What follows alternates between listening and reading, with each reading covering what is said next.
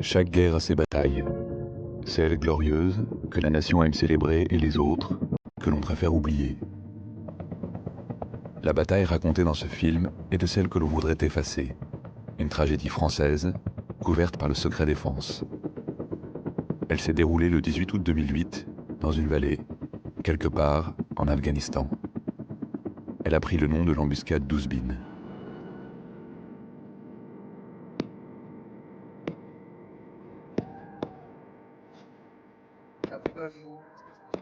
Les soldats français étaient pour la plupart de jeunes parachutistes qui effectuaient leur première mission. Ils sont tombés dans un piège tendu par des combattants talibans. 10 furent tués en quelques heures. Ces images, tournées quelques jours avant la bataille, racontent leur histoire. Celle de l'innocence brisée de jeunes de 20 ans qui rêvaient d'aventure et d'héroïsme. C'est ça qu'on veut voir, papa, c'est ça qu'on veut voir. Ouais. Ok. En direct d'Afghanistan. 25 ans que l'armée française n'avait pas subi de pertes aussi lourdes, 10 morts et 21 blessés en Afghanistan au cours de combats contre des miliciens talibans. C'est un bilan très lourd. Les Français engagés dans le cadre des forces de l'OTAN ont péri dans une embuscade tendue par les talibans à l'est de Kaboul et qui a duré toute la nuit dernière.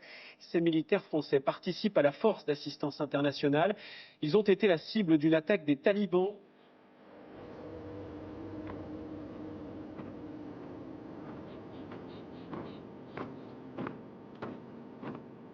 L'embuscade d'Ouzbine est devenue le symbole de la guerre menée par la France en Afghanistan.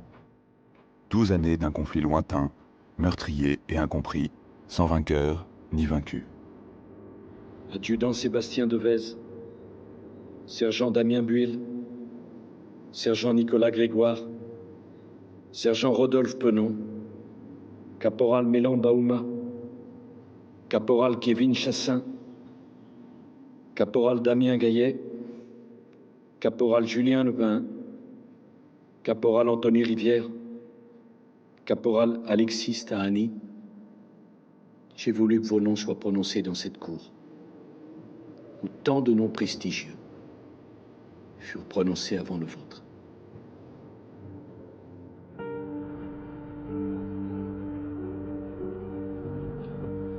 Les survivants d'Ouzbine forment une fraternité à part. Pour la première fois, certains d'entre eux, ceux qui ont quitté l'armée, acceptent de témoigner. Les autres n'ont pas obtenu l'autorisation de l'état-major. Leurs mots, leurs archives personnelles et les dessins créés à partir de leurs souvenirs nous précipitent au cœur de l'embuscade.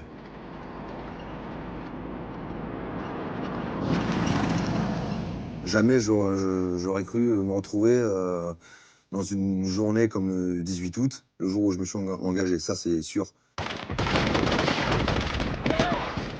Quand on voyait qu'on était seul, tu te dis quand est-ce que ça va s'arrêter? L'issue elle est où quoi?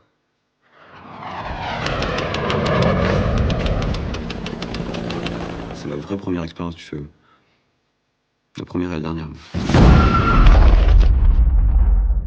Des cauchemars, ça arrive, hein. Ça arrive encore. Le fait d'y penser, c'est souvent, très souvent, même encore aujourd'hui. Hein. De toute façon, ça fait partie de notre vie. Hein.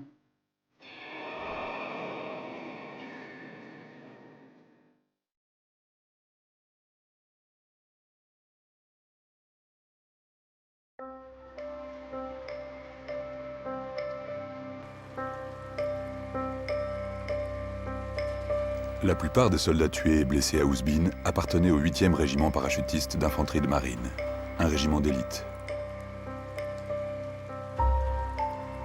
Un an après s'être engagés, les recrues reçoivent l'ordre de partir pour l'Afghanistan.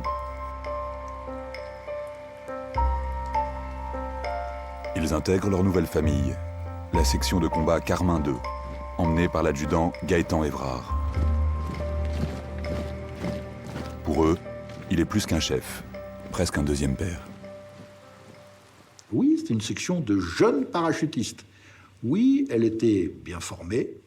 Oui, ils avaient une patate d'enfer et ils auraient suivi l'adjudant Évrard au bout de la terre. Voilà. Vous savez, l'histoire de ce pays s'est écrite, malheureusement, avec le sang de beaucoup de gamins de 18, 19, 20 ans et bien au-delà, à des périodes très noires dans notre affaire.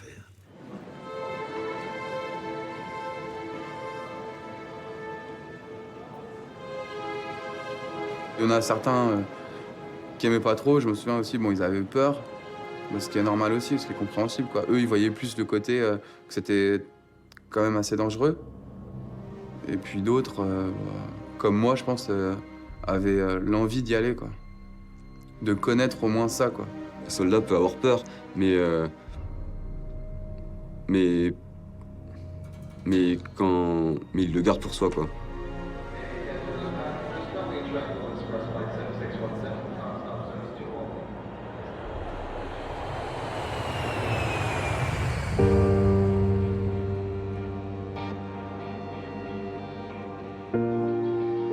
Fin juillet 2008, les parachutistes découvrent l'Afghanistan, un pays en guerre depuis 30 ans.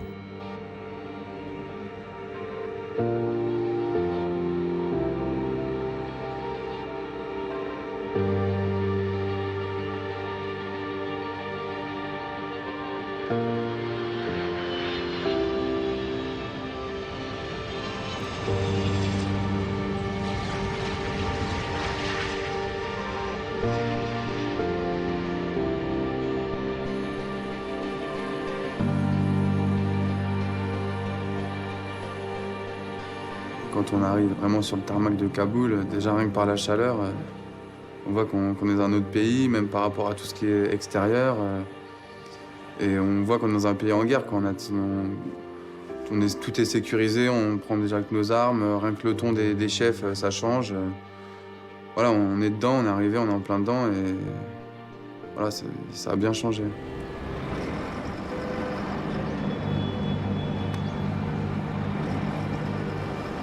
Moi, c'est ce que je voulais, quoi. Quand je me suis engagé, c'était ça que je voulais, quoi. C'était partir en mission, voir du pays.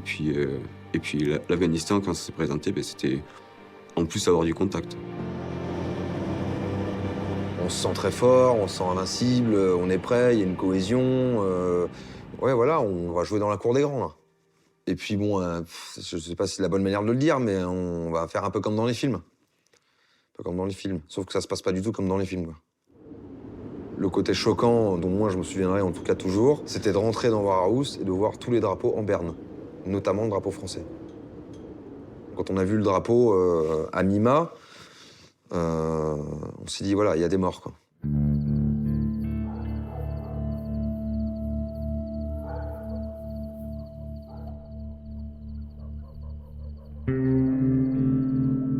Le lendemain, on a été au dépôt de munitions pour récupérer toutes les caisses de munitions, quoi. Et le type qui nous a donné les munitions nous disait « De toute façon, c'est rien que je vous en donne beaucoup parce que vous n'allez pas beaucoup vous en servir. » Donc nos chargeurs, on les a graillés, on préparait notre chasuble correctement par rapport au matériel qu'on avait, les grenades d'un côté, chacun rangeait un peu ses affaires. Il y avait beaucoup de moments de silence, quoi, dans ces moments-là parce que voilà, chacun était un peu dans sa bulle.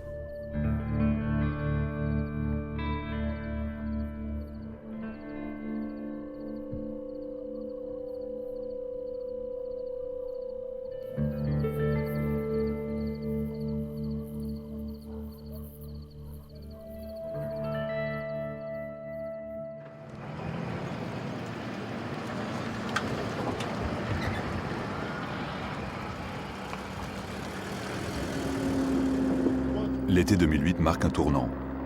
Les talibans ont repris l'offensive et les pertes au sein de la coalition internationale s'aggravent. Les soldats du 8e RPIMA passent leurs 2 premières semaines autour de Kaboul.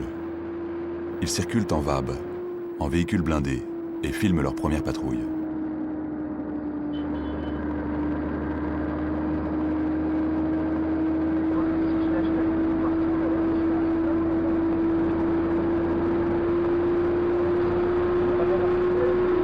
Moi, ce que j'aime, c'est le cacao. À Noël. C'est un boulot, fenêtre fermée, pas d'air, le bruit du moteur derrière qui chauffe, confiné, pas de place, donc avec le gilet pare-balles.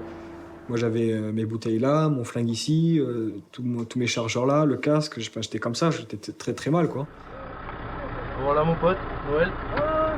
Alias cacao. Pourquoi cacao? Puis la chaleur, vraiment, quelque chose qui tombe dessus, quoi.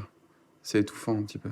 On était en nage, je me rappelle, on était trempés, qu'on buvait 10 litres d'eau à la journée, quoi.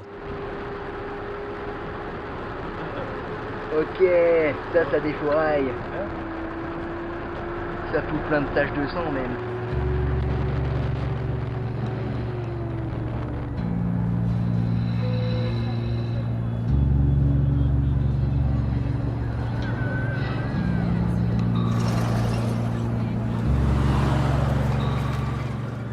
Sur les petits, quoi, ils nous font comme ça, genre ils sont contents, puis dès qu'on passe, ils nous font comme ça, quoi. Genre, bah, t'es pas le bienvenu, quoi.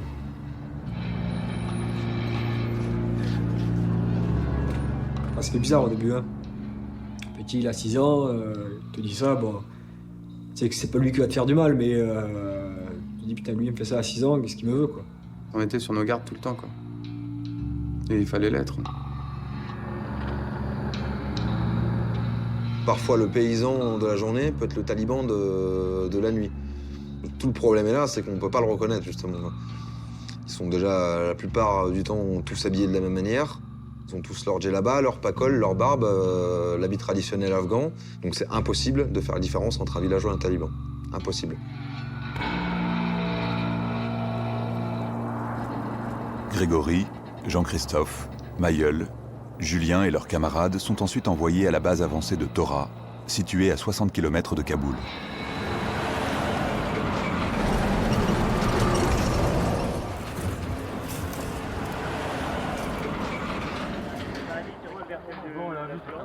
Ferme ta gueule. Noël. Ok. Ah, ok. Je sais pas où. Tu serais Roger. Ok.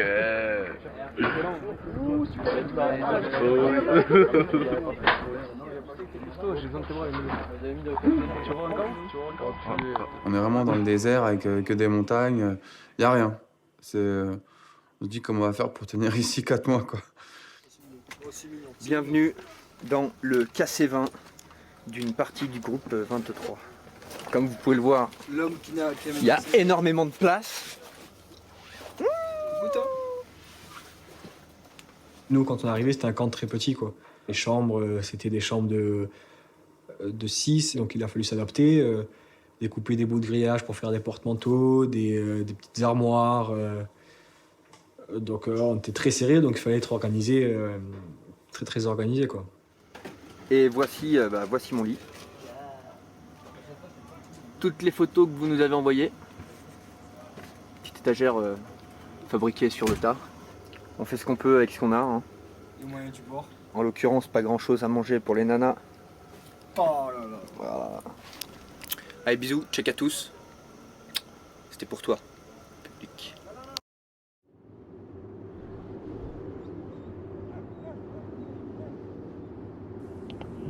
À Tora, les nuits appartiennent à l'ennemi. Les soldats se relayent au Piton, le poste qui surplombe la base, pour monter la garde. Donc on mettait une demi-heure pour monter, mais le chemin était tracé à la craie parce que c'était miné tout autour, en fait. Donc quand on montait, surtout il fallait faire attention quand on montait de nuit, quoi, surtout. Tout est décuplé parce que c'est la nuit. On sait qu'il y a de l'ennemi autour, que c'est sérieux. Donc on ouvre vraiment l'œil. On réfléchit un peu à tout, on se dit, ben, là, ils peuvent arriver par où on n'est pas trop serein, quoi.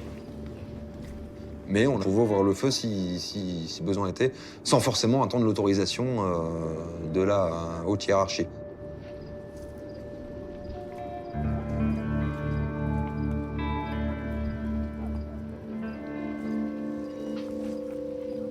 À chaque fois qu'on voyait des collègues qui partaient, on leur demandait quand ils revenaient, alors, t'as un accrochage, t'as pas d'accrochage. Et là, jusque-là, je crois pas me souvenir qu'il y a eu un accrochage particulier. Donc bah voilà, quoi, tant qu'il n'y a pas eu d'accrochage, on n'est pas encore vraiment dedans, quoi. Petit retour de patrouille. Et... Retour de patrouille, ça faut la trouille. Bon, chef, un petit mot pour la patrouille, là. Arrête. Bon, quelques dégâts, mais c'est pas grave. L'essentiel, c'est qu'on est bien. Allez, ça passe.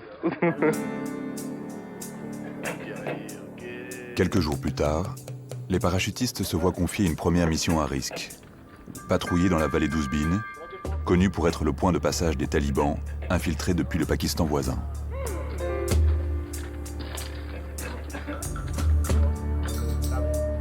Le caporal-chef Buil prend tout notre groupe pour nous expliquer un peu comment ça va se passer, quoi. On avait pour mission de reconnaître un col et puis de rester en observation toute la nuit. Et puis il nous annonce qu'en fait, d'après les informations, il y a une centaine de talibans qui est un peu plus dans le nord. Et nous, on va aller là-bas, donc ça risque d'accrocher, quoi. Enfin, il risque d'avoir un accrochage avec eux, quoi. Avant de partir, cette mission, les gens, il y a eu comme un ressenti, je pense, au fond de la section.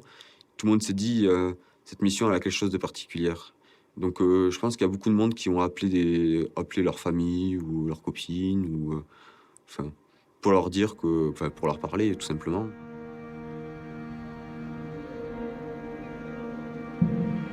Pour préparer la mission, une autre section de parachutistes est envoyée en repérage à Ouzbine 3 jours auparavant. Ils établissent un premier contact avec les habitants de la vallée.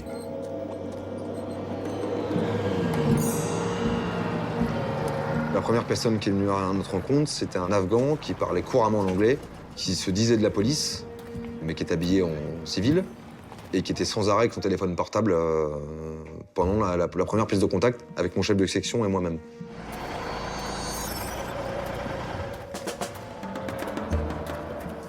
Il inspire de la traîtrise, parce que voilà, c'était le premier Afghan dont on tombait qui parlait couramment anglais, qui était sans arrêt avec son téléphone, qui posait énormément de questions. J'ai trouvé ça bizarre que ce mec-là vienne à notre rencontre, alors que d'habitude, c'est plutôt nous qui allions à leur rencontre. Voilà, j'ai dit, mon lieutenant, c'est louche quand même, c'est louche que ce gars-là se comporte comme ça. Ensuite, on est parti, on n'a plus revu cette personne-là et on est rentré à la FOB le soir.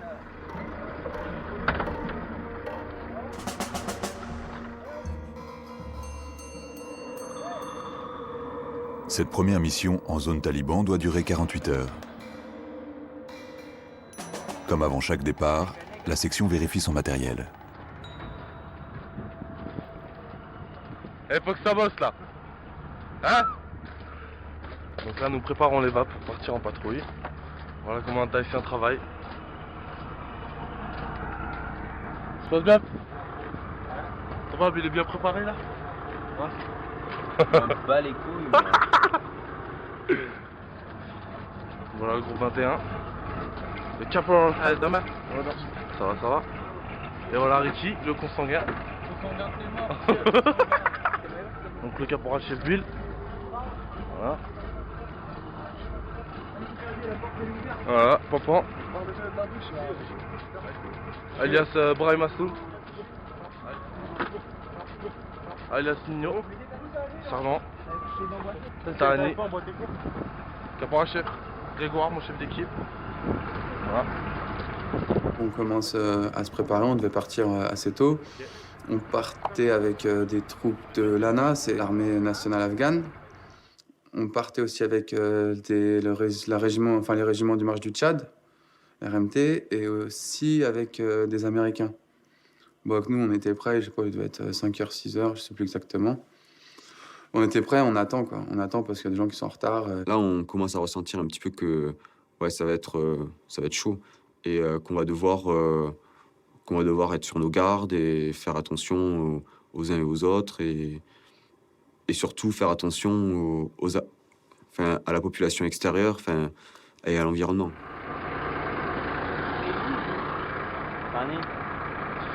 Voilà, notre capitaine qui parle avec un Afghan. Comment chef Bill? Alors vous ressentez quoi là, 48 heures de terrain? Bah bien, tu vois, aujourd'hui c'est mon anniversaire. Oh, joyeux anniversaire. Et pour ça, le CO, Faites quel âge? 48 heures 11 minutes. Faites quel âge? 45 ans? À 30 ans. Par contre, on retourne à 45 ans. Mon ami, on aura le visage bien marqué. Oh, vas-y, viens voir. Viens. Bon, explique-nous là ce qu'on va faire aujourd'hui. qu'il y a de bien, Faut tirer le côté positif. Positif.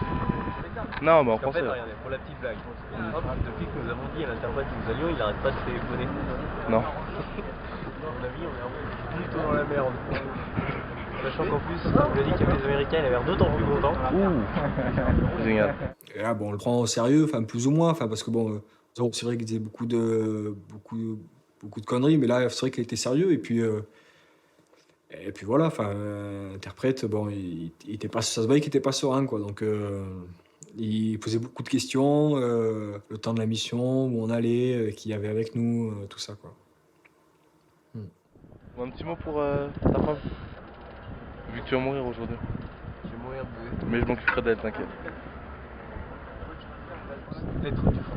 Thierry, je t'écris à la lueur des balles traçantes. Le canon qui est à côté de moi m'envoie des douilles brûlantes sur le visage. Mais la douleur est moins intense quand je pense à toi. Bébé, que t'aimes. Alors là-bas, on embarque les mecs, allez. C'est une heure, plissez les manches, on fera les photos plus tard.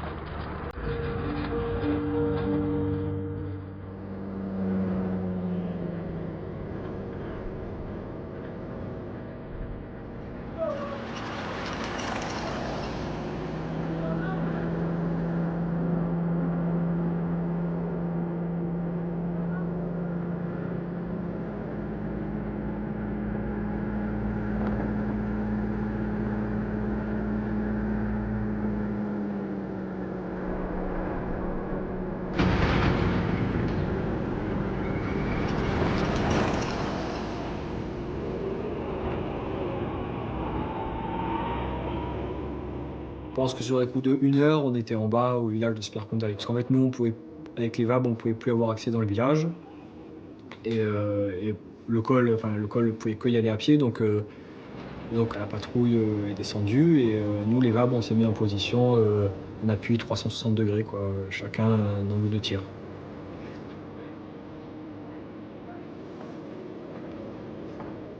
Là, dans le village, on n'était pas les bienvenus, quoi. Les gens nous disaient de partir, ils n'étaient pas contents qu'on soit là. Quand on descend des véhicules pour entamer la reconnaissance du village et la montée, on est environ, je dirais, une petite vingtaine. Donc on commence à monter, on monte en file indienne, on monte, il fait quand même très chaud, quoi, avec le pactage.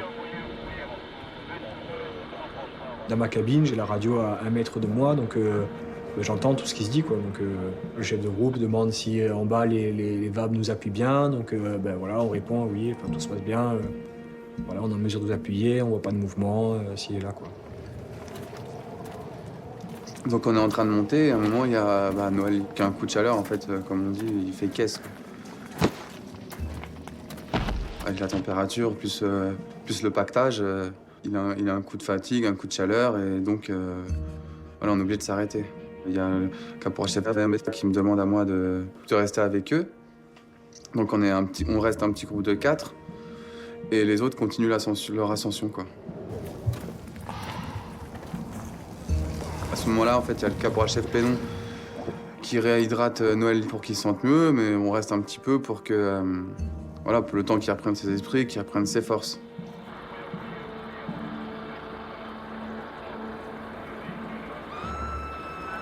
Il y a une femme qui crie d'un coup, qui se met à crier. Et là, là, ça tirait dans tous les sens. Je pensais que c'était une altercation, que c'était un petit groupe qui nous attaquait, et puis bon, voilà, quoi, que ça allait passer, hein. Et je vois ce roquette qui atterrit juste 5 mètres derrière moi, et puis là, j'ai un réflexe, je m'affaisse, quoi.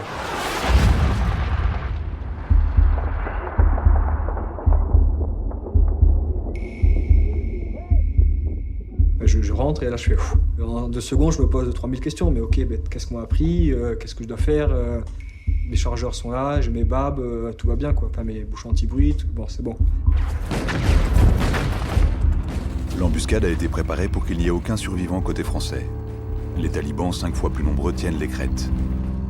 Julien est en bas, près du village, dans son blindé. Non loin de lui se trouve Jean-Christophe, lui aussi dans un véhicule blindé.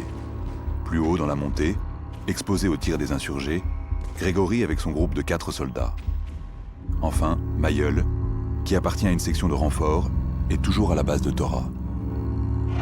Il est en train de recharger! Au même endroit avec ses charges de tir!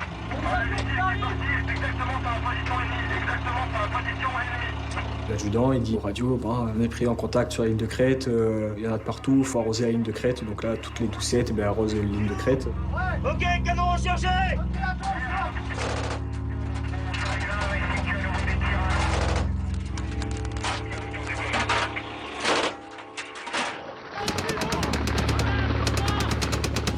Moi j'avais des jumelles avec moi et avec les jumelles j'essayais de voir si je pouvais voir quelque chose, si je pouvais aider.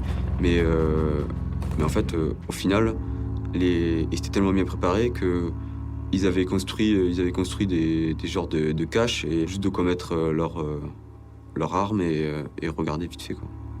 Donc nous en bas on voyait rien. Donc on reste dans le petit groupe de 4. Et il y a les 2 caporaux-chefs, ils commencent à tirer en direction des feux. Et à un moment, en fait, il y a le caporal-chef Pénon qui est blessé, qui reçoit une balle.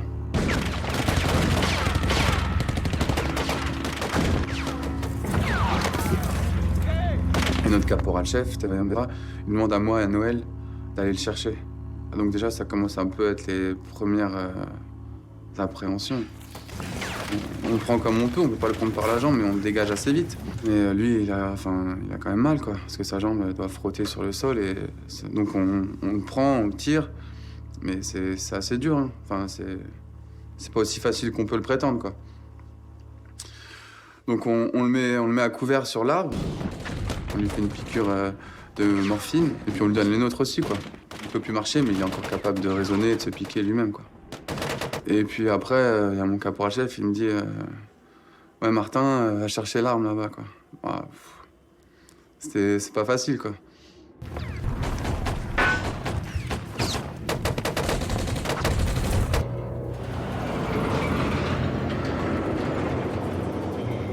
« 25 minutes après le début de la bataille, des renforts quittent en urgence la base de Tora. Le convoi met 1 heure pour arriver sur place. 1 heure pendant laquelle les soldats suivent en direct, à la radio, les combats livrés par leurs camarades. J'entendais tous les comptes rendus de Carmin 2, donc j'entendais les tirs évidemment derrière la radio. J'entendais le chef de section qui appelait à l'aide, ni plus ni moins. J'entendais crier autour de lui, j'entendais évidemment tous les coups de feu.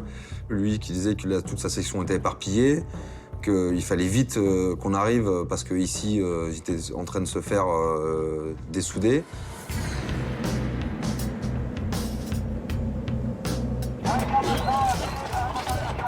Une camarade en face de moi, plus ou moins, commençait à vomir parce qu'il avait peur, on avait tous peur. D'autres fumaient cigarette sur cigarette. D'autres commençaient à mettre le chargeur sur l'arme, mettre une balle en chambre. Moi, j'étais constamment à la radio, donc je faisais mon boulot de radio, donc pas le temps de penser à autre chose. Tani, c'est celui que je connaissais le mieux de la section, étant donné que, comme il a été désigné comme radio de Carmin 2, forcément, il y a un lien qui nous rapprochait. À un moment, je l'ai plus entendu parler, et j'ai entendu l'adjudant Évrard, quelques minutes après, qui disait qu'il commençait un massage cardiaque, que Tani avait été rafalé, et après, quelques minutes, décédé.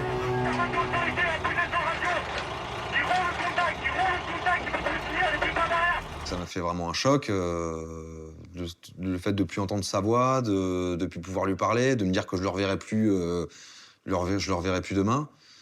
Oui, c'est sûr que ça m'a vraiment choqué. Ouais. Les balles, même si on les voit pas, je vous jure que le son, quand il passe à côté, on sent que ça se rapproche, quoi. C'est même pas la détonation, c'est le bruit des balles qui passent, quoi. J'ai passé coup par coup. Ok. Le piège se referme sur la section. Coupés des lignes arrière, livrés à eux-mêmes, les soldats ne comprennent pas pourquoi les mortiers, disposés en retrait, restent désespérément muets. Le adjudant demande ce qui se passe, quoi. Pourquoi l'appui mortier n'arrive pas. Maintenant, ça tirait tout le temps, quoi. Donc on appuyait tant qu'on pouvait, quoi. Donc l'adjudant continue à répéter, à demander un appui mortier qui ne venait jamais. Et là, à un moment donné, le lieutenant du RMT, il dit silence radio, il s'est tué, quoi. Donc Ils venaient pas, quoi. Et plus les appuis mortiers tardaient, plus on s'imbriquait. Donc, à un moment donné, on pouvait plus avoir d'appui, quoi. D'appui mortier, c'était trop tard. Donc là, le commandant d'unité décide de nous faire débarquer. Et là commencent les combats, avec les talibans, donc, qui eux étaient donc en face de nous à, j'ai plus de souvenirs, mais à plusieurs centaines de mètres. Invisibles. C'est ça, ça c'était quand même assez frustrant. Moi je dis à tout le temps, putain, mais qu'est-ce qu'elle fout l'aviation, les mortiers, enfin, où est-ce que ça en est tout ça, quoi. Mais au bout d'un moment, en fait, je vois qu'il y a un hélicoptère qui arrive.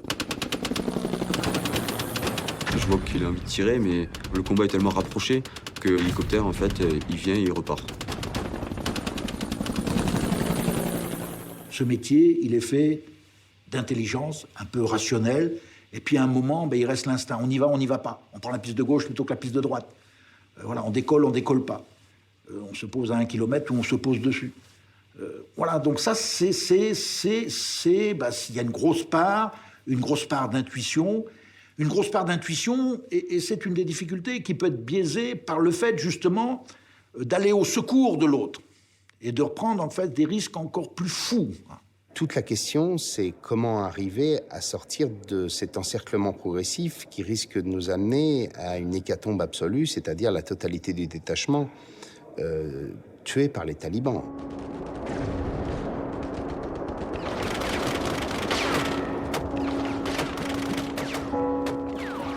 La section Carmin 2 est décimée. Avec l'aide des renforts, l'adjudant Évrard tente de se replier pour sauver parmi ses hommes ceux qui peuvent encore marcher. Évrard, il dit qu'ils vont plus tenir longtemps, que la section est complètement éparpillée, qu'il sait plus où sont ses bonhommes, que lui, il a des morts là, qu'ils essayent de redescendre le col tant bien que mal, mais qu'à chaque fois, quelqu'un se prend une balle dans le corps, qu'il faut vraiment très très vite arriver, intervenir, parce que sinon ils vont tous se faire tuer, quoi. À un moment donné, je vois notre adjudant et qui descend avec d'autres collègues, quoi, et c'est à ce moment où on se rend un peu plus compte de la situation, parce qu'eux, ils étaient avec une grande partie du groupe. Et déjà, quand on le voit descendre, on constate que lui, déjà, est blessé. Et c'est là où on nous apprend qu'on est encerclé, quoi. Qu'il y a des talibans partout et qu'il n'y a personne qui peut venir nous chercher, en fait. Personne ne pourra se mettre à la place de l'adjudant Évrard. Voilà. Et je pense qu'il porte toujours, lui, au fond de lui-même, cette responsabilité écrasante, qui est double, en fait. C'est peut-être, se dit-il, les jours où le positif reprend le dessus. J'ai pris la bonne décision en permettant de sauver et de retirer l'essentiel de ma section. Et puis, finalement, est-ce qu'on n'aurait pas pu faire plus? Mais c'est tout le temps comme ça. C'est tout le temps comme ça. Il vivra avec ça. Donc, la seule chose qu'on peut faire, c'est attendre. Attendre ici, pour l'instant, en ripostant, en essayant de faire baisser les têtes, essayer de repousser l'ennemi qu'on ne voit pas forcément. Et puis, en espérant s'en sortir, quoi. C'est ça, surtout. Donc du coup, à ce moment-là, on se sent un petit peu seul. On se dit, on est seul au monde. Qu'est-ce qu'on va devenir? On va peut-être pas en sortir vivant, quoi. J'ai eu un réflexe à un moment donné, un peu plus tard, quoi, quand la nuit commençait à tomber. Voilà, j'ai pris une balle de mon chargeur et je l'ai mis dans la poche. Je me suis dit, ok, celle-là, elle est pour moi, elle me rend pas, quoi.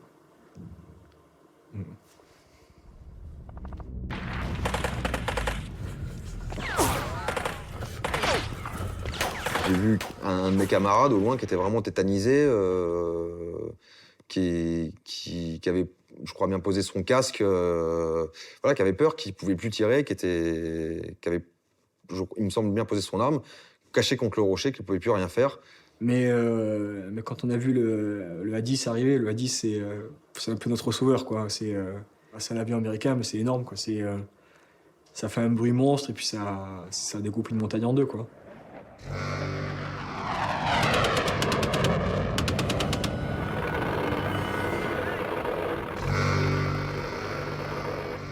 c'est grâce aux hélicoptères et aux avions, surtout américains, qu'on arrive à se dégager. Et donc, il y a toute cette période de flottement où on sait que ce qui se passe est très grave, mais on ne sait pas quel va être le résultat final.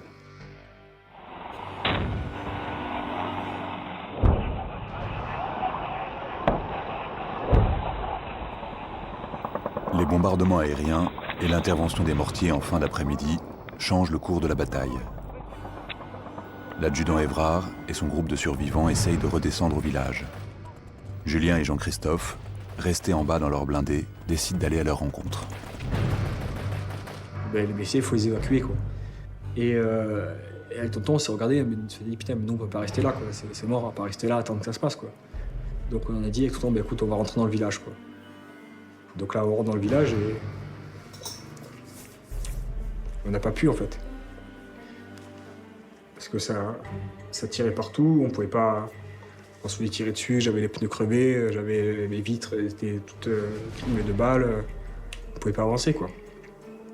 Et il me dit, ok, ben là, faut partir, quoi. On n'avait pas le choix, vraiment. C'était impossible d'aller plus loin.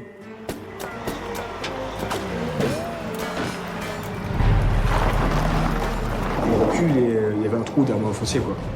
Tonton, il mettait des coups de rangers dans le casque, mais tu peux pas. Ben, je me suis démerdé, il fallait que je sorte moi, je commençais à tomber, quoi, donc il fallait que je sorte de là, quoi.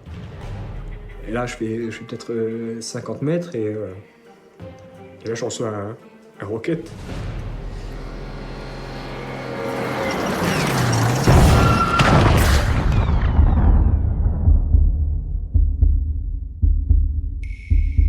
Bon, il n'a pas explosé, en fait, il a ricoché. Ça peut être sur les roquettes, il y a une goupille, il avait oublié d'enlever la goupille, en fait. Voilà. Donc, ce qui fait que le roquette, il a... Excusez-moi.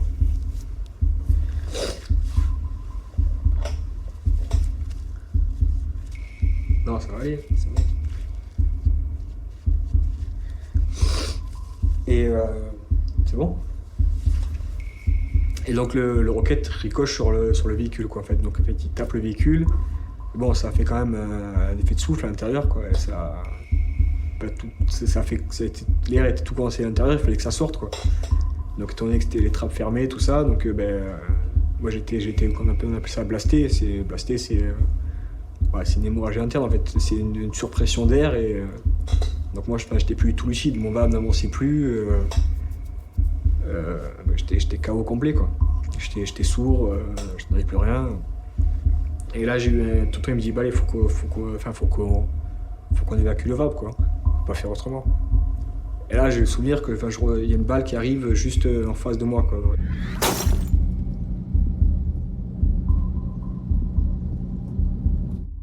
Je suis choqué, parce que je me suis dit, ça a été pour moi, quoi.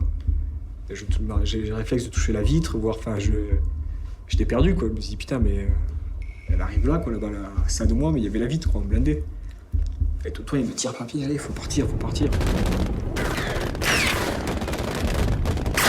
part avec l'adjudant et Bichi, qui était déjà blessé.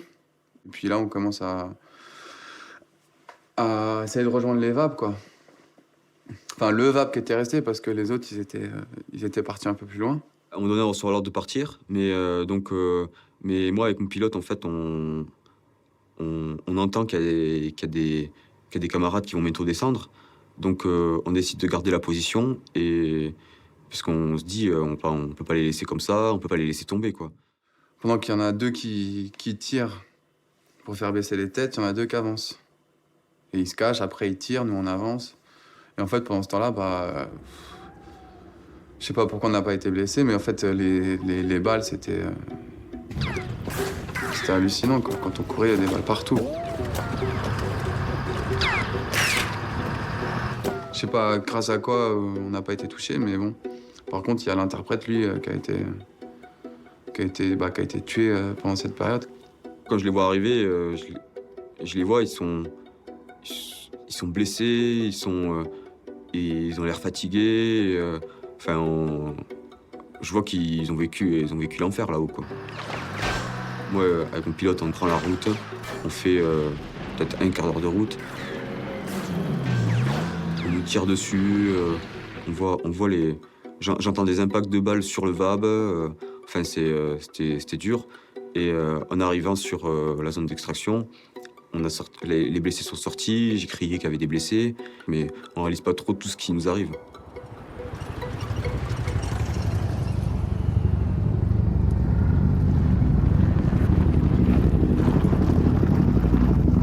Le sergent Drieux avait fait une checklist en fait avec les gens qui savaient qui étaient tombés. Et je vais vers le sergent Drieux et le sergent Drieux m'avait rayé en fait. Il pensait que j'étais mort, quoi. Il me dit putain mais t'es là, t'es content de me voir, quoi. Et là je vois Gros qui arrive et je lui demandais putain mais qu'est-ce qui s'est passé, parce que lui était en haut, moi j'étais en bas, on n'avait pas eu la même histoire, pas vu la même chose. Et là il me dit ils sont tous morts, il me dit. Et là, je suis resté sur le cul, quoi. Et lui il était choqué complet, quoi. Il était le regard vide. Voilà, quoi.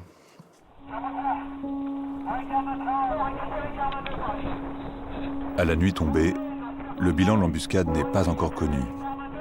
La section de renfort, Carmin 3, reçoit l'ordre de reprendre le col pour sauver les blessés cachés dans la montagne et récupérer les corps des soldats décédés. On ratisse, et puis là on commence à tomber sur les premiers morts. Donc là on voit les 3 premiers corps, 3 premières visions de la guerre, des morts.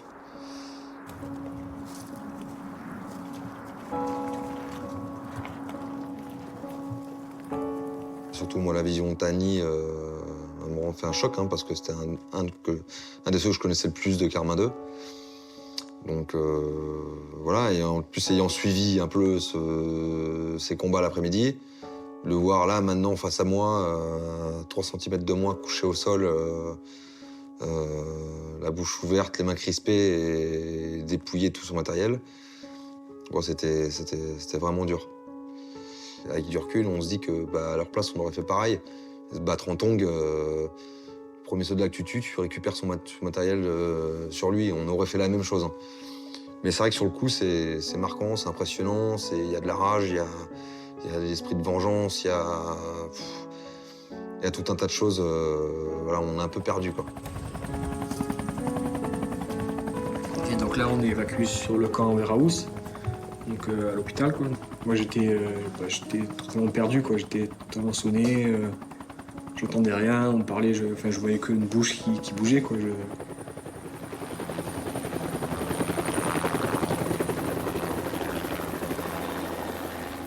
Et on arrive à Kaboul, donc. Et pareil, on essaie de me parler, moi j'étais complètement sourd. Là, on me demandait de donner mon arme, moi je voulais pas la donner, quoi. Voilà, c'était mon arme, quoi. Moi, j'étais hors de question que je lâche mon arme, quoi. Donc il a fallu qu'on m'assoie, qu'on m'explique, qu'on m'écrive. Comme quoi il fallait que c'était fini, qu'il fallait que je rende mon arme, mais non, voilà, ils ont dû mettre 10 minutes à m'expliquer qu'il fallait que je lâche mon arme, quoi.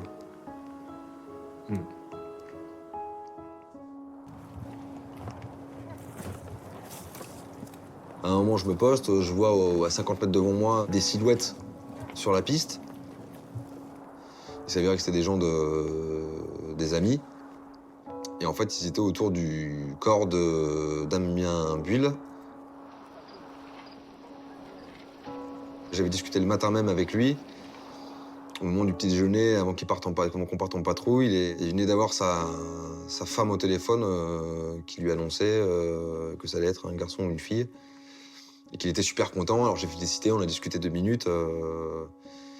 Voilà, il me semble que c'était le jour de son anniversaire en plus. Et ensuite, le dernier, celui avec qui j'étais allé à la messe la veille, Julien Lepin, qui était quasiment arrivé sur le col. Et voilà, avec une balle dans la tête et une balle dans la jambe. Tout seul, rien autour. Que du sable, que de la roche autour, pas de végétation. Puis pareil, comme les autres, dépouillé de tout le matériel. Donc on a remonté tous les corps, on a aligné les corps qu'on avait trouvés. Et là, on a fumé, je crois que j'ai fumé un demi-paquet de cigarettes avec mes camarades autour d'eux. Ils étaient vraiment assis, j'étais assis contre eux, quoi.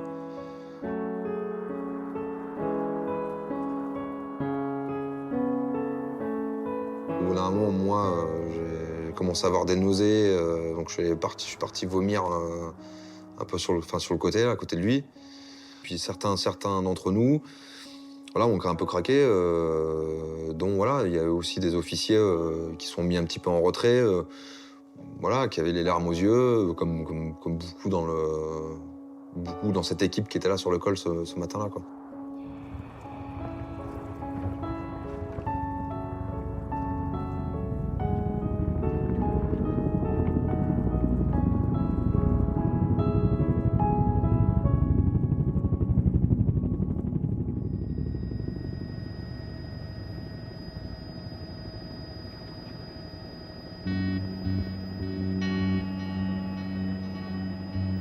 Le lendemain, le président débarque à Kaboul et découvre le prix payé par les jeunes parachutistes. «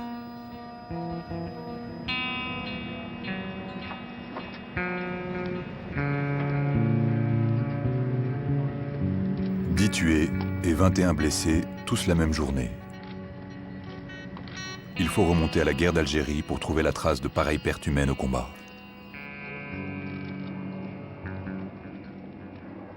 Mon souvenir réel, c'est un président de la République fâché, ça c'est clair. Contre qui? Fâché parce que voilà, c'est un échec. Quand on a autant de morts, personne ne peut se satisfaire de cette situation.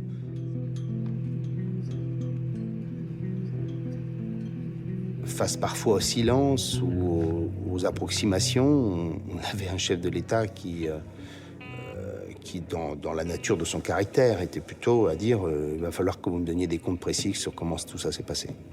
On veut bien décider d'opérations, mais on voudrait que ça se passe sans problème. Mais non, ça ne se passe pas comme ça ne se passe jamais comme ça ne s'est jamais passé comme ça dans l'histoire, et ça ne se passera jamais comme ça dans l'avenir. Il n'y a aucune opération militaire qui ne comporte de risque. C'était au mois d'août, la France est en vacances, il ne se passait rien. Voilà. Et tout d'un coup, c'est un coup de tonnerre.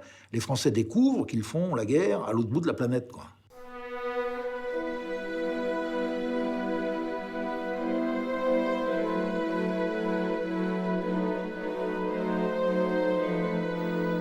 La guerre française en Afghanistan a désormais un visage, celui des familles des soldats tombés à Ouzbine. Mais derrière leur souffrance pointent déjà les premières questions. La hiérarchie militaire a-t-elle commis des erreurs ou des fautes? L'armée française était-elle prête à affronter ce type d'insurrection? La bataille quitte le terrain militaire pour devenir un enjeu national. L'embuscade devient l'affaire d'Ouzbine. Le président de la République, dans son discours aux Invalides, a fait un très beau discours sur les vertus du soldat, mais il a une phrase qui a été « il faudra trouver les responsabilités, ou déterminer les responsabilités ». Là, vous rentrez dans le fait divers. Et ce n'est pas surprenant, si vous voulez, que la famille, dans ce cas-là, finisse par se dire attendez, c'est pas normal qu'il soit mort, etc. Il faut quand même qu'on sache pourquoi. En tant que chef des armées, je n'ai pas le droit de considérer la mort d'un soldat comme une fatalité. Je verrai les familles dans quelques minutes. Je veux qu'elles sachent tout. Elles y ont le droit. Je veux que tous les enseignements soient tirés de ce qui s'est passé. Finalement, on a une armée de métier, maintenant. Et finalement, il y a un espèce de lien qui se fait assez rapidement, métier, travail. Travail, accident du travail, accident du travail, la faute à qui? Voilà. Et ça touche quasiment tout le spectre des métiers de notre société. Le problème, c'est que le métier de soldat n'est pas un métier comme les autres. Ça, c'est sûr.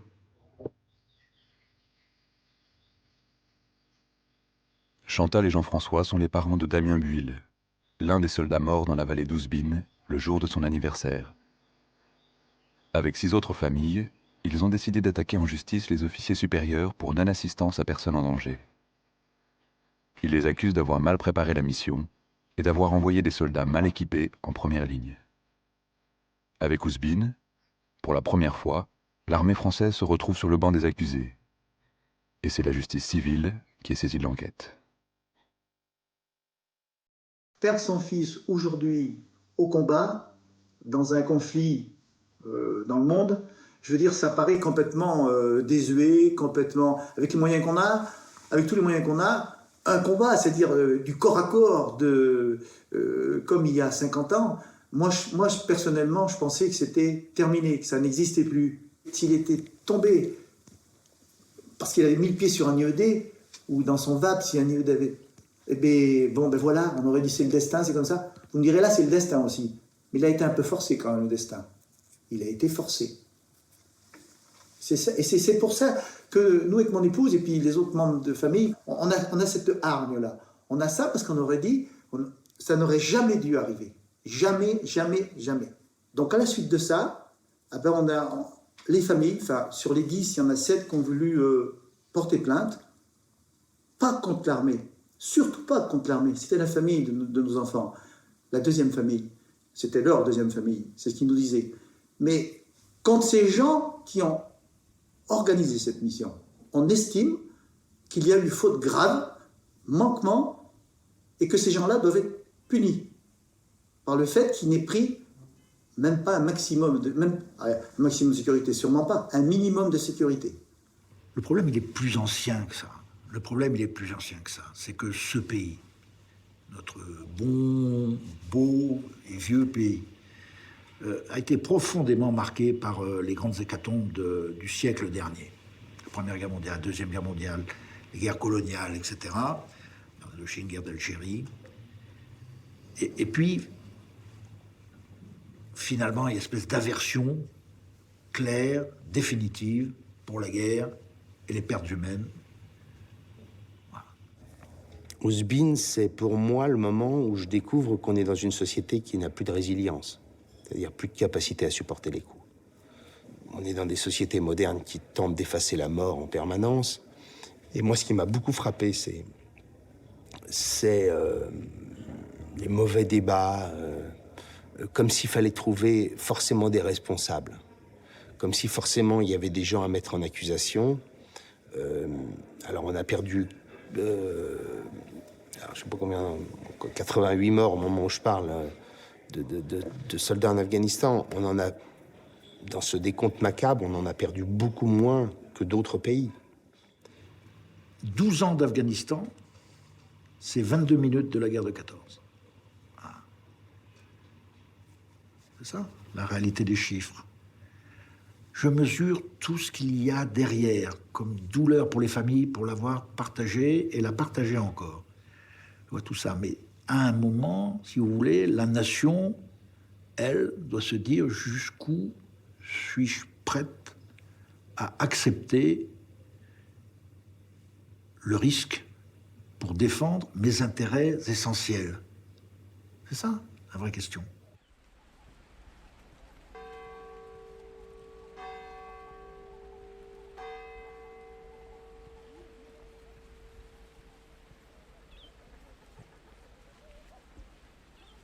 Nous n'avons pas fait inscrire mort pour la France. Parce qu'il n'est pas mort pour la France. Je regrette beaucoup. Il est mort pour la paix dans le monde. C'est tout à fait différent. Moi, je me suis heurté avec des gens parce qu'ils disent qu'ils sont morts pour la France. Mais non, je regrette. Ils sont en Afghanistan, ils ne sont pas morts pour la France. Mort pour la France, il faudrait que ça soit en France ou un territoire français autre que la France, quoi. Hein. Mais c'est pas le cas. Alors on dit la défense de la patrie, mais qu'est-ce qu'il faut en Afghanistan?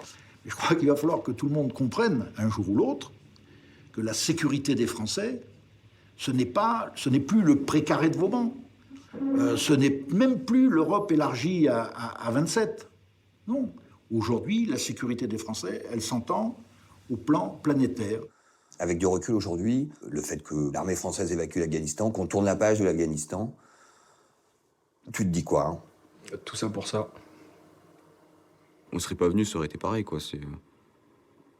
Donc, est-ce que mes potes sont morts pour une cause juste ou non? Enfin, je pense pas, moi. Ça, je préfère pas répondre.